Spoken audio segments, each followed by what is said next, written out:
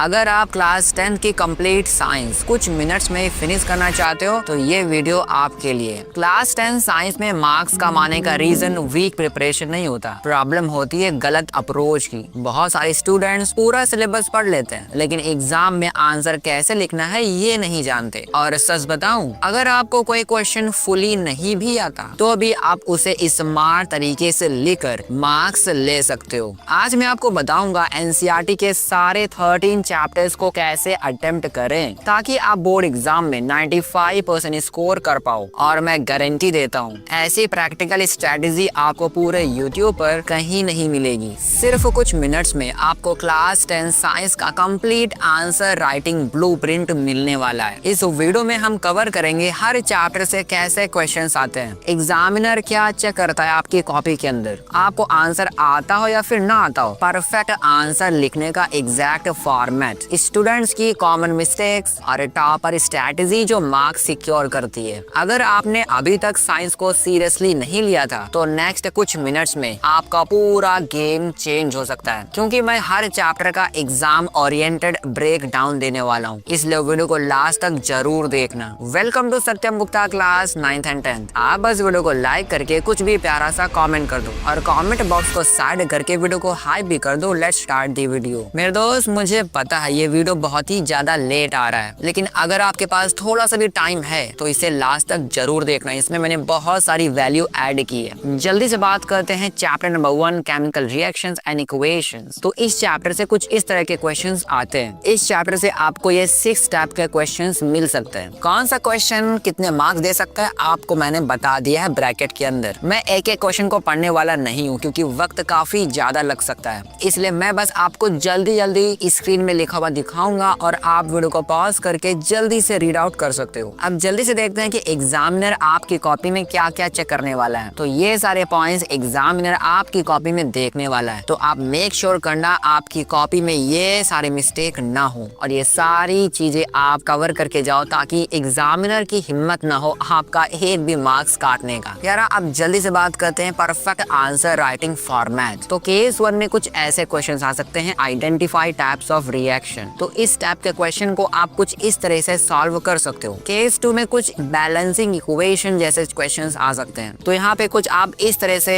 इस टाइप के क्वेश्चन को अप्रोच कर सकते हो। केस 3 में आपके पास ऑक्सीडेशन एंड रिडक्शन से क्वेश्चन आ सकता है। जब आपके पास ऐसा क्वेश्चन आता है तो आपको कुछ इस तरह से इसका आंसर लिखना है इस फॉर्मेट के अंदर। केस 4 में आपको कोरोजन से क्वेश्चन आ सकता है और जब भी ऐसा क्वेश्चन आता है आपको इस फॉर्मेट में ही, इस स्ट्रक्चर में ही आपको अपना आंसर देना है। केस 5 में आपको ऐसा क्वेश्चन मिल सकता है और ऐसा आपको स्ट्रक्चर बना के लिखना है। और जब भी आपके पास टाइप्स ऑफ केमिकल रिएक्शन से रिलेटेड क्वेश्चन आता है तो आप इस तरह से इसका आंसर कर सकते हो। अब बात करते हैं कॉमन मिस्टेक जो स्टूडेंट्स करते हैं स्पेशली इस चैप्टर के अंदर। तो ये सारी मिस्टेक है, सही से पढ़ लो, बहुत काम आएंगी। अगर टॉपर स्ट्रेटजी की बात करें तो ये सारे पॉइंट्स ध्यान में रखना। मेरे दोस्त अब जल्दी से बात करते हैं chapter 2 acid base and salt. सबसे पहले बात करते हैं इस चैप्टर से कैसे क्वेश्चंस आते हैं। तो यहाँ से आपको कुछ इस तरह के क्वेश्चंस देखने को मिल सकते हैं। मैं अगेन कहूंगा आप वीडियो को पॉज करके जल्दी से क्वेश्चन रीड कर सकते हो और खुद से भी आंसर कर सकते हो। एग्जामिनर क्या क्या चेक करता है तो ये सारे पॉइंट्स एग्जामिनर चेक करने वाला है आपके आंसर के अंदर। परफेक्ट आंसर राइटिंग फॉर्मेट क्या है, तो जब भी आपके पास डिफाइन एसिड एंड बेस जैसा क्वेश्चन आता है तो आपको ऐसा नहीं बल्कि ऐसा क्वेश्चन लिखना है। अगर ऐसा क्वेश्चन आता है why does dry HCl gas not change blue litmus, तो कुछ इस तरह का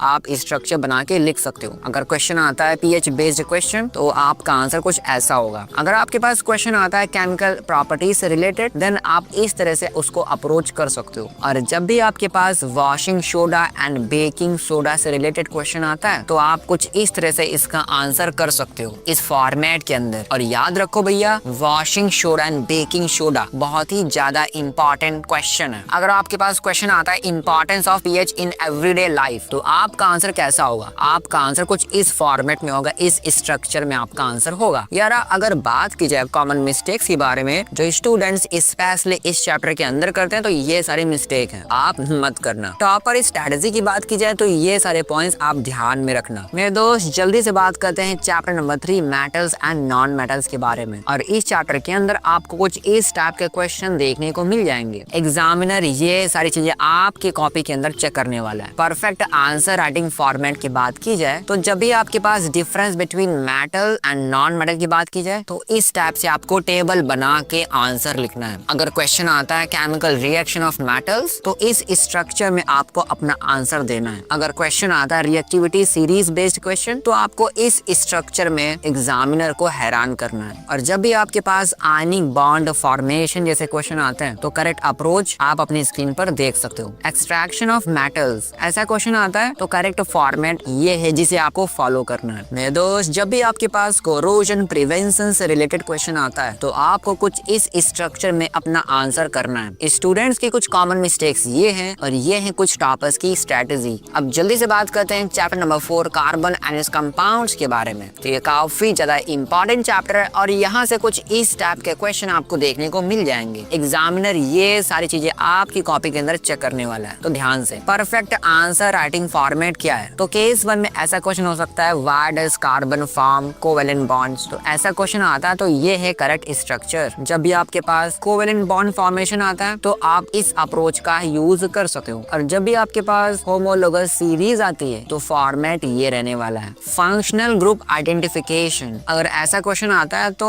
आपको इस तरह से बहुत ही डिटेल में आंसर करना है। केस 5 में आपको क्वेश्चन आ सकता है ethanol and ethanoic acid reactions. तो आपको कुछ इस तरह से अपने आंसर को स्ट्रक्चर करना है। केस 6 में आपके पास कुछ ऐसा क्वेश्चन आ सकता है सोप्स एंड डिटर्जेंट से रिलेटेड। तो आप इस तरह से अपने आंसर को स्ट्रक्चर कर सकते हो। ये हैं कुछ कॉमन मिस्टेक्स एंड ये हैं कुछ टॉपर्स की स्ट्रेटेजी। अब जल्दी से बात करते हैं चैप्टर नंबर 5 लाइफ प्रोसेसेस के बारे में। तो इस चैप्टर के अंदर आपको 7 डिफरेंट टाइप्स के क्वेश्चन देखने को मिल जाते हैं। एग्जामिनर ये सारी चीजें आपकी कॉपी के अंदर चेक करने वाला है इस चैप्टर के अंदर से। परफेक्ट आंसर राइटिंग फॉर्मेट क्या है? जब भी आपके पास क्वेश्चन आता है केस 1 के अंदर व्हाट आर लाइफ प्रोसेसेस तो करेक्ट स्ट्रक्चर कुछ ऐसा रहेगा। मेरे दोस्त केस 2 में आपके पास कुछ ऐसा क्वेश्चन आ सकता है न्यूट्रिशन इन ह्यूमंस। जब भी आपके पास ऐसा लॉन्ग क्वेश्चन आता है जो आपको 3 से लेके 5 मार्क्स तक दे सकता है तो आपको कुछ इस फॉर्मेट में अपना आंसर करना है ताकि आपको बढ़िया से फुल मार्क्स मिल पाए। केस 3 में आपके पास क्वेश्चन हो सकता है रेस्पिरेशन से रिलेटेड और जब भी ऐसा क्वेश्चन आता है तो टेबल बना के प्रॉपर आपको आंसर करना होता है। केस 4 में आपके पास क्वेश्चन हो सकता है ह्यूमन हार्ट वर्किंग और ये काफी ज्यादा इंपॉर्टेंट क्वेश्चन होता है और इस क्वेश्चन को आपको इस स्ट्रक्चर में आंसर करना है। केस 5 में आपके पास ट्रांसपोर्टेशन इन प्लांट्स ऐसा क्वेश्चन आ सकता है और इसका करेक्ट फॉर्मेट कुछ ऐसा है। केस 6 में ऐसा क्वेश्चन हो सकता है एक्सक्रीशन इन ह्यूमंस तो इसको आप इस स्ट्रक्चर में आंसर कर सकते हो। ये है स्टूडेंट्स की कुछ कॉमन मिस्टेक्स और ये है टॉपर्स की स्ट्रेटेजीज। मेरे दोस्त अब जल्दी से बात करते हैं chapter number 6 control and coordination के बारे में। तो इस चैप्टर से आपके पास कुछ इस टाइप के क्वेश्चंस आ सकते हैं। मेनली 6 टाइप के क्वेश्चंस ये आपके पास आते हैं। एग्जामिनर आपकी कॉपी में ये सारी चीजें चेक करने वाला है। लेकिन भैया परफेक्ट आंसर राइटिंग फॉर्मेट क्या रहेगा? तो जब भी आपके पास केस 1 में व्हाट इज रिफ्लेक्स एक्शन ऐसा क्वेश्चन आता है तो करेक्ट स्ट्रक्चर कुछ ऐसा है। जब भी आपके पास क्वेश्चन आता है केस 2 के अंदर रिफ्लेक्स आर्क तो करेक्ट फ्लो कुछ इस तरह से आप लिख सकते हो। मतलब इस टाइप से आप अपना आंसर बना के लिख सकते हो। केस 3 में आपके पास क्वेश्चन आ सकता है ह्यूमन ब्रेन के बारे में और यहाँ पर आपको कुछ इस तरह से अपने आंसर को स्ट्रक्चर करना है। ये काफी इंपॉर्टेंट क्वेश्चन आपको एटलीस्ट 5 मार्क्स देता है हर बार। और जब भी आपके पास केस 4 में एंडोक्राइन ग्लैंड्स ऐसा क्वेश्चन आता है तो आपको टेबल के फॉर्मेट में अपना आंसर करना है। अगर इस तरह से आप अपना आंसर लिखोगे तो आपके मार्क्स कोई नहीं काटने वाला। केस 5 में आपके पास क्वेश्चन आ सकता है प्लांट हार्मोन्स के बारे में तो आपने अपने आंसर को कुछ इस तरह से डिजाइन करना है। अगर इस स्ट्रक्चर में अपना आंसर लिखोगे तो बहुत ही सही रहेगा। केस 6 में आपके पास क्वेश्चन आ सकता है नर्वस वर्सेस हार्मोनल कंट्रोल। तो अगेन यहाँ पर आपको एक टेबल फॉर्मेट में आंसर करना है क्योंकि जब भी आपके पास कंपैरिजन वाले क्वेश्चन आते हैं डिफरेंसेस वाले क्वेश्चन आते हैं तो उस केस में टेबल फॉर्मेट ही बढ़िया फॉर्मेट रहता है। इस चैप्टर से रिलेटेड ये है कुछ कॉमन मिस्टेक्स और ये है कुछ टॉपर्स की स्ट्रेटेजी। मेरे दोस्त अब जल्दी से बात करते हैं chapter number 7 how do organism reproduce. तो इस बहुत ही ज्यादा इंपॉर्टेंट चैप्टर से आपके पास कुछ इस तरह से क्वेश्चंस मिलते हैं। एग्जामिनर ये सारे पॉइंट्स आपकी कॉपी में चेक करने वाला है और यार ये रहने वाला है आपका परफेक्ट आंसर राइटिंग फॉर्मेट। जब भी आपके पास केस 1 में क्वेश्चन आता है कुछ इस तरह से, ये काफी कंट्रोवर्शियल वर्ड हो सकता है इसलिए मैं बोल नहीं रहा हूँ। तो अगर आपके पास ऐसे क्वेश्चंस आते हैं तो ट्राई करो टेबल फॉर्मेट में आंसर दो, ये आपको फुल मार्क्स दिला सकती है। यार केस 2 में आपके पास बाइनरी फिगर्स से रिलेटेड क्वेश्चन आ सकता है और इसका करेक्ट स्ट्रक्चर कुछ इस तरह से रहने वाला है। केस 3 में आपके पास वेजिटेटिव प्रोपेगेशन से रिलेटेड क्वेश्चन आता है, जिसका स्ट्रक्चर आप कुछ इस तरह से बना करके लिख सकते हो। यार केस नंबर 4 में आपके पास ह्यूमन रिप्रोडक्टिव सिस्टम से रिलेटेड क्वेश्चन आ सकता है और एग्जामिनर चाहता है कि आप इस फॉर्मेट में उसको आंसर करके दो। केस 5 के अंदर पॉलिनेशन वर्सेस फर्टिलाइजेशन ये क्वेश्चन आ सकता है, तो आपको अगेन टेबल फॉर्मेट में आंसर करना है और इसका फॉर्मेट कुछ ऐसा रहने वाला है। तो यार केस नंबर 6 में आपके पास क्वेश्चन आ सकता है role of DNA in reproduction. आपके पास अगर ऐसा क्वेश्चन आता है तो इसका स्ट्रक्चर कुछ ऐसा बना के आप लिख सकते हो। इस चैप्टर से रिलेटेड ये है कुछ कॉमन मिस्टेक जो आप कर सकते हो और ये है कुछ टॉपर्स की स्ट्रेटेजी जो आपको फॉलो करनी चाहिए। मेरे दोस्त अब जल्दी से बात करते हैं chapter number 8 heredity and evolution के बारे में। और इस चैप्टर के अंदर आपको कुछ इस टाइप के क्वेश्चन सबसे ज्यादा देखने को मिल जाएंगे। कुछ 7 टाइप्स यहाँ पे आपको दिखेंगे। एग्जामिनर ये सारी चीजें आपकी कॉपी में चेक करने वाला है और क्या रहने वाला है परफेक्ट आंसर राइटिंग फॉर्मेट। चलिए देखते हैं। यार केस नंबर 1 के अंदर आपको क्वेश्चन मिल सकता है मेंडल्स के एक्सपेरिमेंट से रिलेटेड और ये आपको 5 मार्क्स तक दे सकता है। तो आपको इस क्वेश्चन को कुछ इस तरह से स्ट्रक्चर करना है और ये रहने वाला है करेक्ट स्ट्रक्चर। केस 2 में आपको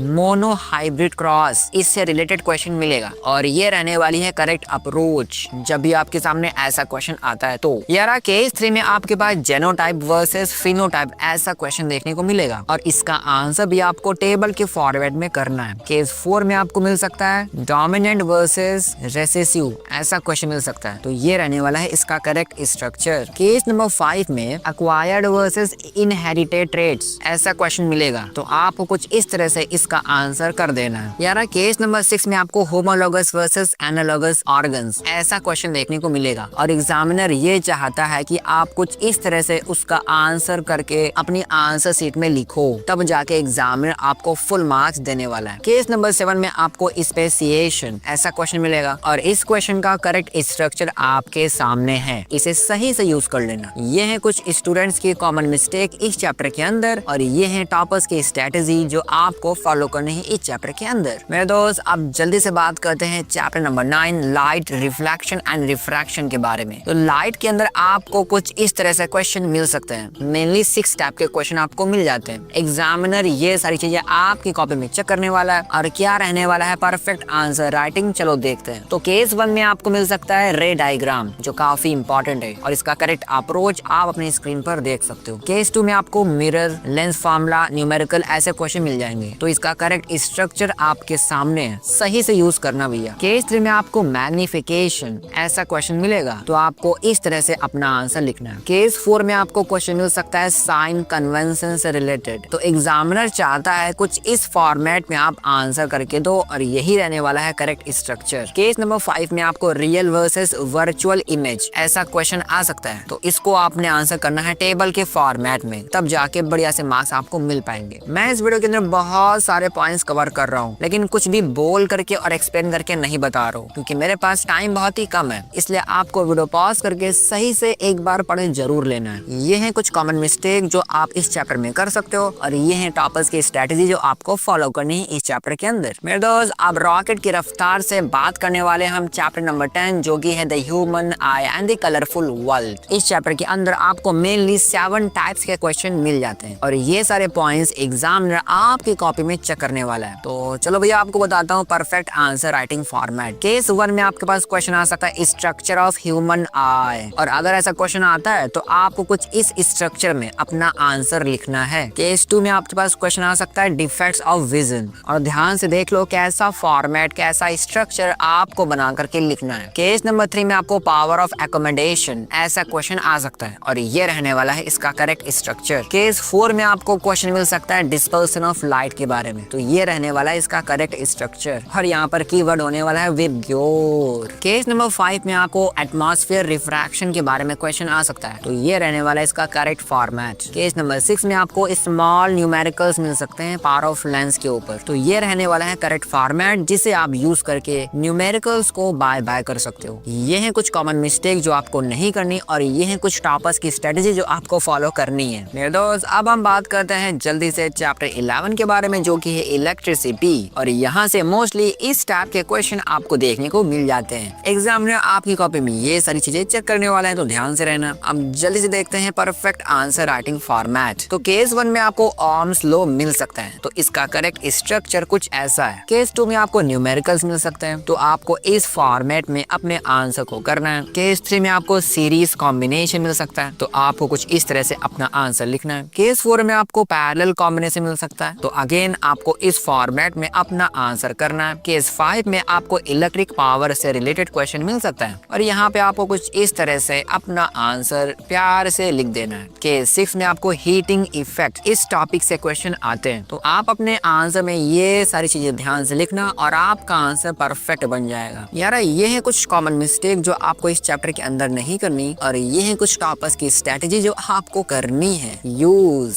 ही चैप्टर से रिलेटेड। मेरे दोस्त, अब फ्लैश की स्पीड से हम बात करने वाले हैं chapter number 12 magnetic effects of electric current. और इस चैप्टर के अंदर आपको इस टाइप के क्वेश्चन देखने को मिल जाते हैं। एग्जामिनर ये सारी चीजें आपकी कॉपी में चेक करने वाला है। और अब चलिए देखते हैं परफेक्ट आंसर राइटिंग फॉर्मेट। तो भैया केस 1 के अंदर आपको क्वेश्चन मिल सकता है मैग्नेटिक फील्ड अराउंड कंडक्टर, तो ये रहने वाला है आपका करेक्ट स्ट्रक्चर। केस 2 के अंदर आपको मिल सकता है राइट हैंड थंब रूल, तो अगर इस क्वेश्चन को इस फॉर्मेट में आंसर करोगे तो बढ़िया से आपको मार्क्स मिल जाएंगे। केस 3 में आपको फ्लेमिंग लेफ्ट हैंड रूल मिल सकता है, जिसको इस तरह से आपने लिखना है, जिसे आप स्क्रीन पर देख सकते हो। यार केस 4 में आपको क्वेश्चन मिल सकता है इलेक्ट्रिक मोटर से, और ये काफी ज्यादा इंपॉर्टेंट क्वेश्चन है और ये रहने वाला है इसका करेक्ट फॉर्मेट। और इसी फॉर्मेट को यूज करते हुए आपने आंसर लिखना है अपनी आंसर शीट के अंदर। केस नंबर 5 में आपको क्वेश्चन मिल सकता है इलेक्ट्रोमैग्नेट वर्सेस परमानेंट मैग्नेट, और इस क्वेश्चन को आपने टेबल के फॉर्मेट में आंसर करना है। केस 6 में आपको मिल सकता है डोमेस्टिक इलेक्ट्रिक सर्किट, और इस क्वेश्चन को इस स्ट्रक्चर में आपने आंसर करना है। ये सारे पॉइंट्स को सही से इंक्लूड कर देना और आंसर राइटिंग में सबको पीछे छोड़ देना। यार ये है कुछ कॉमन मिस्टेक जो आपको नहीं करनी, और ये है कुछ टॉपर्स की स्ट्रेटजी जो आपको यूज करनी है इस चैप्टर के अंदर। मेरे दोस्त, फाइनली अब बात करते हैं चैप्टर नंबर 13 आवर इन्वायरमेंट। तो इस छोटे से चैप्टर के अंदर कुछ इस टाइप के क्वेश्चन आपको मिल जाते हैं। एग्जामिनर ये सारी चीजें आपकी कॉपी के अंदर चेक करने वाला है। अब जल्दी से देखते हैं perfect answer writing format. Case 1 में आपके पास आ सकता है क्वेश्चन फूड चेन से, जो बहुत ही कॉमन है, और ये रहने वाला है इसका करेक्ट स्ट्रक्चर। केस 2 में आपको मिल सकता है ट्रैफिक लेवल्स। केस नंबर 3 में आपके पास 10% लॉ, कुछ ऐसा क्वेश्चन आ सकता है, और ये रहने वाला है इसका करेक्ट फॉर्मेट। यार केस नंबर 4 के अंदर आपको मिल सकता है बायोमैग्निफिकेशन से रिलेटेड क्वेश्चन, तो आपने इसे इस स्ट्रक्चर में आंसर करना है। यार केस नंबर 5 के अंदर ओजोन लेयर डिप्लेशन ऐसा क्वेश्चन आ सकता है, तो ये रहने वाला है इसका करेक्ट